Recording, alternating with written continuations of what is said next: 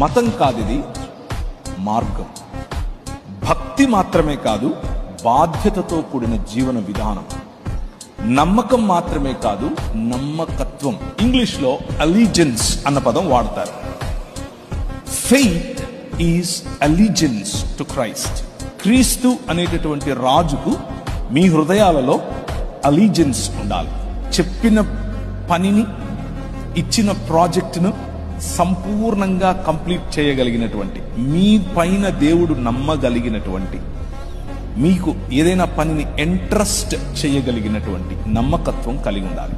దాన్నే క్రీస్తును ప్రభువుగా మన హృదయాల్లో ప్రతిష్ఠించుకోవడం అని అంటారు.